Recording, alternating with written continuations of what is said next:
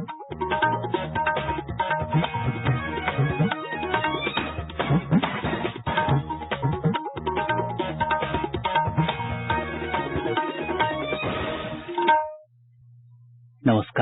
ये आकाशवाणी पटना है। अब आप अभिषेक दास से प्रादेशिक समाचार सुनिए। पहले मुख्य समाचार। प्रदेश में वज्रपात की अलग अलग घटनाओं में कम से कम 33 लोगों की मौत, सबसे अधिक पटना और समस्तीपुर में 6 लोगों की जान गई।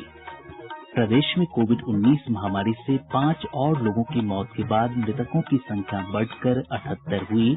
अब तक 10,393 लोग हो चुके हैं संक्रमित। कोरोना संक्रमण के बढ़ते खतरे को देखते हुए झारखंड सरकार ने देवघर में लगने वाले विश्व प्रसिद्ध श्रावणी मेले के आयोजन पर रोक लगाई। और शिक्षा विभाग ने स्पष्ट किया, प्रदेश में प्राथमिक शिक्षकों के नियोजन की प्रक्रिया जारी रहेगी। 14 जुलाई तक आवेदन कर सकते हैं अभ्यर्थी। अब समाचार विस्तार से। प्रदेश में बारिश के दौरान बिजली गिरने की घटनाओं में आज कम से कम 33 लोगों की मौत हो गई, जबकि कई अन्य गंभीर रूप से झुलस गए। हमारे संवाददाता ने बताया कि समस्तीपुर जिले में 4 बच्चों सहित 6 लोगों की मृत्यु हो गई है। वहीं पटना के बिहटा में 6, पूर्वी चंपारण जिले में 4, शिवहर और कटिहार में 3, मधेपुरा में 2 और पश्चिम चंपारण तथा पूर्णिया में 1 व्यक्ति की मौत की खबर है। मृतकों की संख्या में और बढ़ोतरी की आशंका है। मुख्यमंत्री नीतीश कुमार ने वज्रपात की घटना में मारे गये लोगों के परिजनों के प्रति गहरी संवेदना जताते हुए जिला प्रशासन को उन्हें तत्काल 4-4 लाख रुपए की सहायता राशि उपलब्ध कराने का निर्देश दिया है।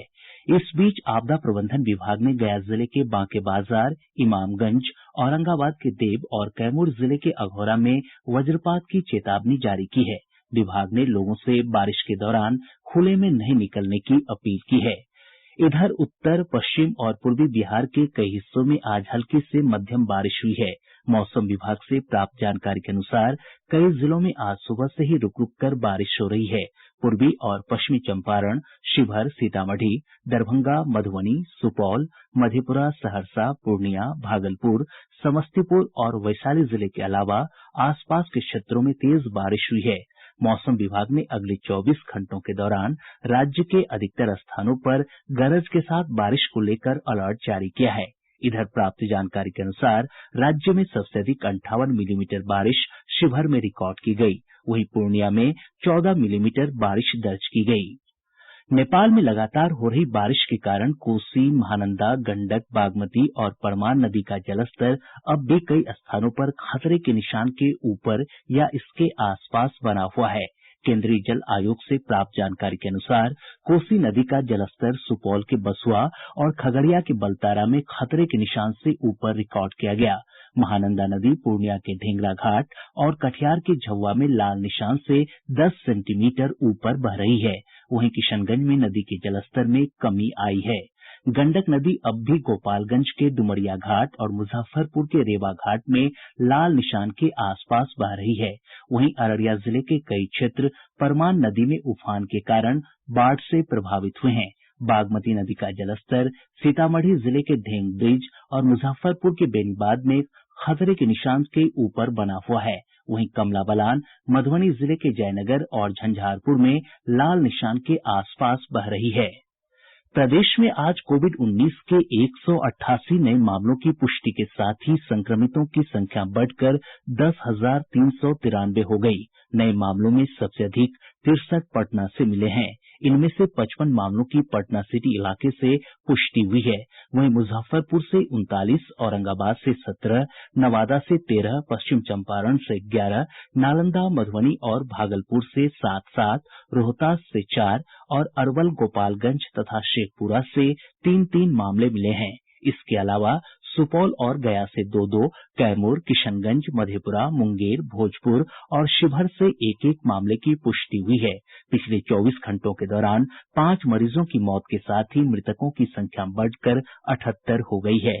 स्वास्थ्य विभाग के सचिव लोकेश कुमार सिंह ने बताया कि रोहतास, पटना, किशनगंज, मुजफ्फरपुर तथा भोजपुर में 1-1 मरीज की मौत हुई है। उन्होंने बताया कि पिछले 24 घंटों में 183 मरीजों को उपचार के बाद छुट्टी दी गई। अब तक 7,994 मरीज स्वस्थ हो चुके हैं। स्वस्थ होने की दर लगभग 77% है। इधर देश में कोविड-19 महामारी से संक्रमित लोगों की संख्या बढ़कर 6,04,000 से अधिक हो गई है। पिछले 24 घंटों के दौरान 11,881 लोगों में इस महामारी की पुष्टि हुई है। वहीं मृतकों की संख्या बढ़कर 17,834 हो गई है, जबकि 3,59,860 रोगी उपचार के बाद स्वस्थ हो चुके हैं। अररिया से राजद विधायक शाहनवाज आलम कोविड-19 संक्रमित पाए गए हैं। इससे पहले एक मंत्री समेत 2 विधायकों में भी संक्रमण की पुष्टि हो चुकी है। विधानसभा अध्यक्ष विजय कुमार चौधरी ने कोविड-19 संक्रमण के बढ़ते मामलों को देखते हुए जनप्रतिनिधियों से विशेष सावधानी बरतने की अपील की है। उन्होंने विधायकों को आम लोगों से मिलने के दौरान सोशल डिस्टेंसिंग के साथ अन्य एहतियात बरतने को कहा। जनप्रतिनिधियों को हिदायत दी गई है कि वे संवेदनशील इलाकों में जाने से बचें। जानी मानी मनोरोग विशेषज्ञ डॉक्टर सोनाली बाला ने कहा है कि कोविड के बारे में अप्रामाणिक जानकारियों ने लोगों में तरह तरह की चिंताएं और गलतफहमियां पैदा कर दी हैं। उन्होंने कहा कि लोगों को केवल प्रामाणिक सूचनाओं पर ही विश्वास करना चाहिए।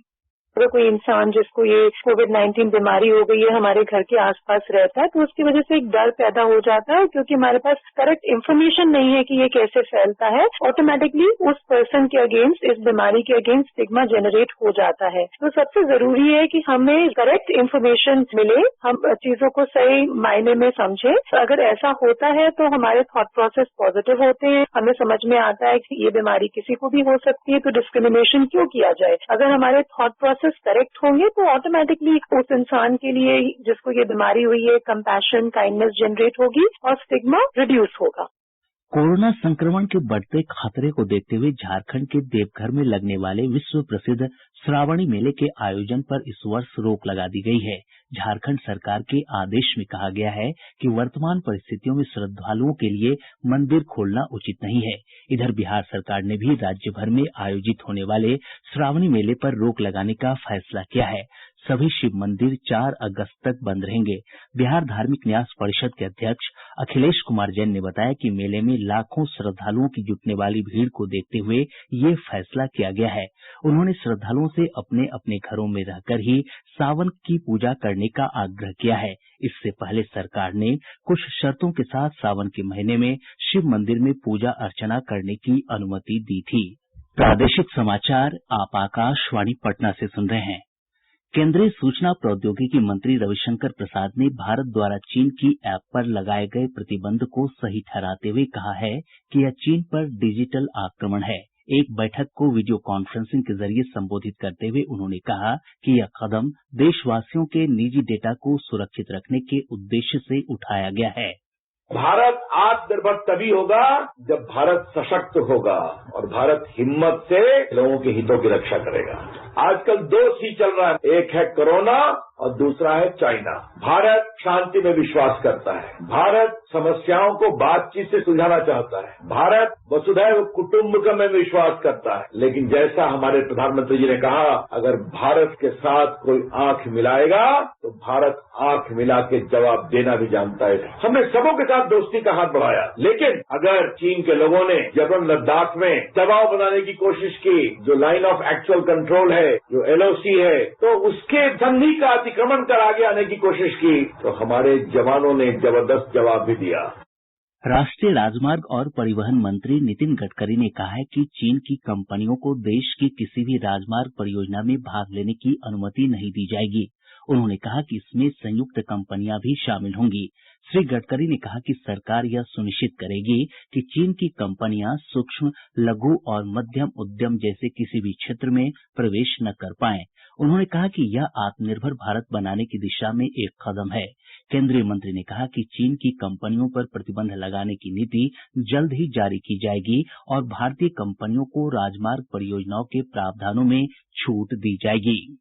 राज्य सरकार ने स्पष्ट किया है कि प्रदेश में प्राथमिक शिक्षक नियोजन प्रक्रिया जारी रहेगी।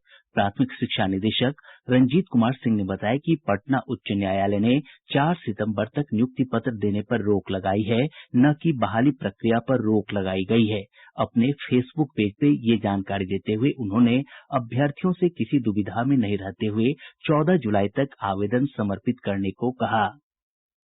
माननीय उच्च न्यायालय द्वारा जो ऑर्डर आया है कि प्रोसेस जो है कंटिन्यू रहेगी। अपॉइंटमेंट के लिए अभी हम लोगों को वेट करना होगा। जो नियोजन की प्रक्रिया 2020 है वो समय पूर्ण की जाएगी और अगस्त 31 तक आप लोगों को नियोजन पत्र भी मिल जाएगा। गौरतलब है कि पटना उच्च न्यायालय ने कल प्राथमिक शिक्षकों की नियोजन प्रक्रिया को लेकर राज्य सरकार को 4 सितंबर तक हलफनामा दायर कर स्थिति स्पष्ट करने का निर्देश दिया था। राज्य सरकार ने राशन कार्ड में गड़बड़ी की शिकायत को लोक शिकायत निवारण अधिनियम के दायरे में शामिल कर लिया है। सूचना और जनसंपर्क विभाग के सचिव अनुपम कुमार ने बताया कि मुख्यमंत्री नीतीश कुमार की अध्यक्षता में राज्य मंत्रिमंडल की हुई बैठक में इस आशय के प्रस्ताव को स्वीकृति दी गई। इस संबंध में कैबिनेट के अध्यादेश को राज्यपाल ने स्वीकृति दे दी है। अब राशन कार्ड से जुड़ी शिकायतों का एक निश्चित समय सीमा के अंदर निपटारा हो सकेगा। वहीं कैबिनेट ने लोक स्वास्थ्य अभियंत्रण विभाग में 641 अस्थायी पदों के सृजन को भी मंजूरी दे दी है। खाद्य आपूर्ति और उपभोक्ता मामलों के मंत्री मदन सहनी ने कहा है कि प्रधानमंत्री गरीब कल्याण अन्न योजना के तहत राज्य में 10 करोड़ गरीब लोगों के बीच मुफ्त राशन का वितरण किया गया। श्री सहनी ने आज दरभंगा में संवाददाताओं से बातचीत में कहा कि इससे लॉकडाउन की अवधि में गरीबों को काफी फायदा हुआ है। जेईई और नीट परीक्षाओं के आयोजन के बारे में सुझाव देने के लिए केंद्र सरकार ने एक विशेषज्ञ समिति का गठन किया है। नेशनल टेस्टिंग एजेंसी के महानिदेशक इस समिति में शामिल हैं।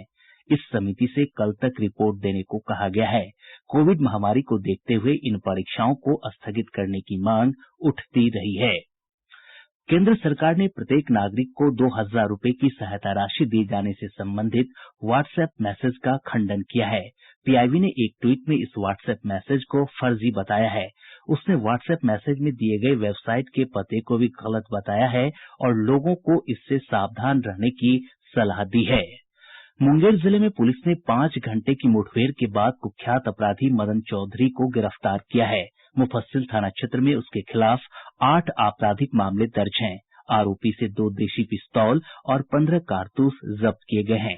वैशाली जिले के हाजीपुर थाना क्षेत्र में शराब तस्करों की गिरफ्तारी के लिए पटना से गई पुलिस टीम पर स्थानीय लोगों ने हमला कर दिया, जिसमें पुलिस की 2 गाड़ी क्षतिग्रस्त हो गई और 2 पुलिसकर्मियों को हल्की चोट आई है। गोपालगंज जिले के थावे थाना क्षेत्र अंतर्गत लछवार गांव के पास अपराधियों ने शिक्षा विभाग के एक लिपिक की गोली मारकर हत्या कर दी। भागलपुर जिले के मधुसूदनपुर थाना क्षेत्र से पुलिस ने कुख्यात अपराधी तूफानी यादव को गिरफ्तार किया है। और अब अंत में मुख्य समाचार एक बार फिर।